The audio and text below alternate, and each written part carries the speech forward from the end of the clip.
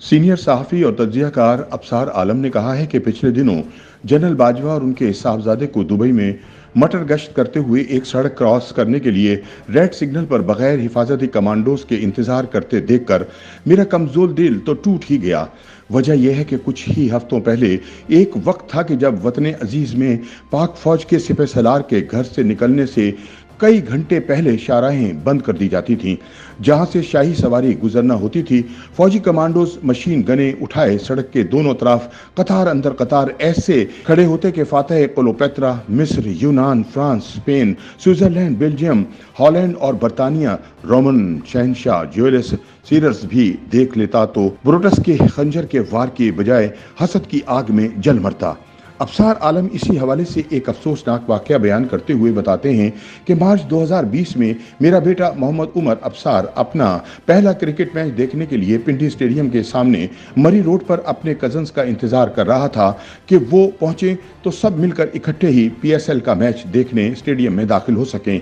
वहीं से इसने फोन पर अपने कजन्स को अपनी लोकेशन बताई कि वो कहाँ खड़ा है ताकि वो इसे आसानी से ढूंढ सकें, लेकिन ये फोन कॉल करना इसका जुर्म ठहरा क्योंकि उसी दिन सिपह सलार आजम जनरल कमर जावेद बाजवा ने भी अपने लाडले बच्चों के साथ मैच देखने के लिए आना था। अभी फातह कश्मीर बाजवा साहब के घर से निकलने में 2 घंटे बाकी थे, लेकिन मरी रोड पर हिफाजती इंतजाम ऐसे मुबालगा आमेज के अमरीकी सदर भी देखे तो दांतों में उंगली दबा ले। मरी रोड पर चार अतराफ पाक फौज के बहादुर और पंजाब पुलिस के गबरू जवान हजारों की तादाद में सिविलियन कपड़ों और यूनिफॉर्म में ड्यूटी पर मौजूद थे। छतों पर खुदकार राइफलों के साथ शार्प शूटर्स काले चश्मे लगाए मशकूक अफराद को ढूंढ रहे थे। सिक्योरिटी इदारों की बम प्रूफ गाड़ियां मुसल्ला फौजियों को बिठाए मरी रोड पर जन जन करते ऐसे गुजर रही थी जैसे इंडिया ने कहोटा एटमी प्लांट पर हमला कर दिया हो। अबसार आलम बताते हैं कि इन फर्ज शनाज फौजी एहलकारों ने जब एक 20 साल लड़के को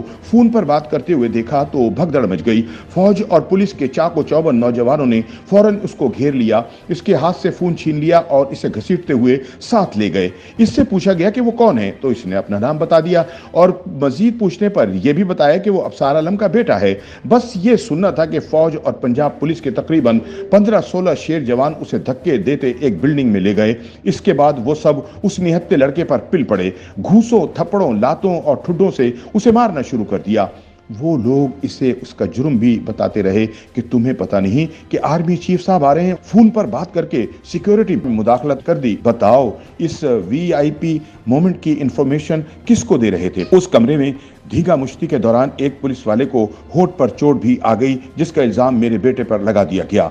चूंकि कश्मीर प्लेट में रखकर मोदी को देने और दिल्ली के लाल किले पर झंडा न लगाने का दुख अभी कम नहीं हुआ था, इसलिए उमर को उठाकर पुलिस गाड़ी में फेंका गया और थाना न्यू टाउन शिफ्ट कर दिया गया। वहां ले जाकर उस पर तशद्दुद का दूसरा राउंड शुरू हुआ और फिर कार्य सरकार में मुदाखलत और सरकारी मुलाजिम पर हमला करने के इल्जाम में पर्चा काटकर उसे आदि मुलजिमान के साथ सेल में बंद कर दिया गया। अबसार आलम बताते हैं कि 21वीं सदी में पैदा और बड़े होने वाले गुस्ताख बेटे को पता नहीं था कि वो बाजवा डॉक्ट्राइन की तख्लीक करदा उस इमरानी रियासत मदीना के टैक्स पेयर का बेटा है, जहां सरकारी नौकर बादशाह होता है और वतन के मालिक अवाम उस बादशाह के गुलाम, और अपने ही मुलाजमों के गुलाम अवाम पर लाजिम है कि बादशाह सलामत की सवारी गुजरने से कई घंटे कबल ही अपनी इज्जत और जान बचाने की खातिर ऐसी जगहों से मीलों दूर रहें जहां से जिले इलाही का काफिला गुजरना है। रात देर हो गई, उमर वापस घर ना पहुंचा। जिस बेटे को हमेशा कानून पर अमल करने और सीधे रास्ते पर चलने की तरबियत दी थी,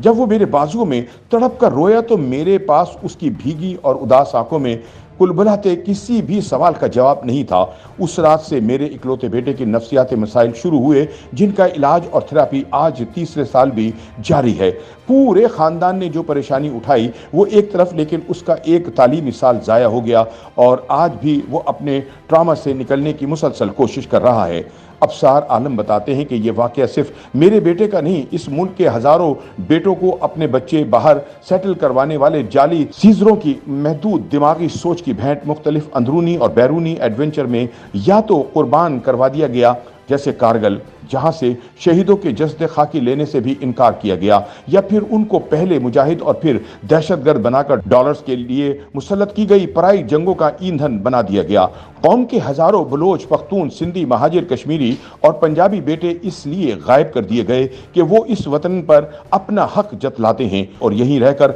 अपने हुकूक के लिए आवाज उठाते हैं। लेकिन उनको उठाने वाले, तशद्दुद करने वाले तरक्कियां पाते अरबपति बनकर रिटायर होते हैं और अहलो अयाल के हमरा बैरून मुल्क चले जाते हैं। लेकिन ये रियाया भी इतनी ढीठ है कि फिर भी ये खुद और इनके बच्चे यहीं रहना, जीना और मरना चाहते हैं, क्योंकि जनरल बाजवा ये सब लोग अपने वतन से बेलौस और बेगरज मोहब्बत करने वाले हैं। ये मुनाफिक नहीं हैं। उनके बच्चे आप जैसे नौकरी पेशा के बच्चे होने के बावजूद पैदाइशी अरबपति नहीं होते। ये लोग हलाल मौके होने के बावजूद आपकी तरह अपने बच्चों को यहाँ के जहन्नुम से निकालकर तरक्की याफ्ता मगरबी ममालिक में सेटल नहीं करवाते। अफसार आलम कहते हैं कि ये अपने ही वतन के मफादात की जड़ें काटकर लोगों को गुर्बत, महंगाई और अपनी जाहिलाना हविस से भरी जाती मफाद पर मबनी पॉलिसियों की भेंट चढ़ाकर तनख्वाहदार होने के बावजूद शहंशाहों की जिंदगी नहीं गुजारते, बल्कि ये अपने वतन को खुशहाल, इज्जतदार, तरक्की याफ्ता बनाना और देखना चाहते हैं। इसलिए इसी बोसीदा निज़ाम की जहन्नुम में रहकर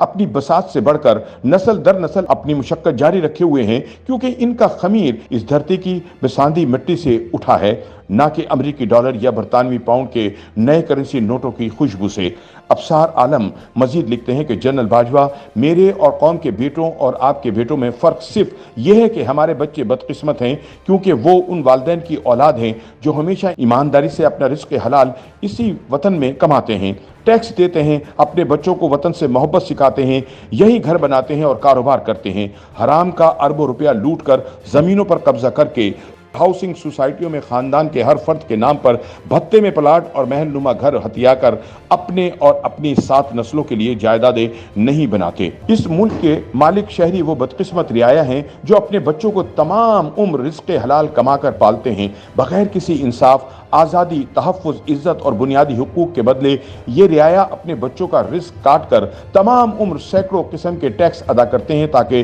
जजों, जर्नैलों और अशराफिया का ना भरने वाला भूखा पेट भर सकें। इन टैक्स के पैसों से जनरल बाजवा जैसे सरकारी नौकर ना सिर्फ सरकारी गाड़ी में सरकारी पेट्रोल डलवा कर सरकार के खर्च पर सरकार की सिक्योरिटी लगवा कर मैच देखने आते हैं, बल्कि अपने बच्चों को बैरून मुल्क तालीम दिलवा कर वहीं सेटल भी करवाते हैं। और अगर रियाया का कोई फर्द इस पर सवाल उठाए तो इसे ही उठा लिया जाता है। अफसार आलम कहते हैं कि वतन अजीज में कई साल मुफ्ते का करोफर इंजॉय करने के बाद जनरल बाजवा को इस तरह जर्नैली ठाट बाट के बगैर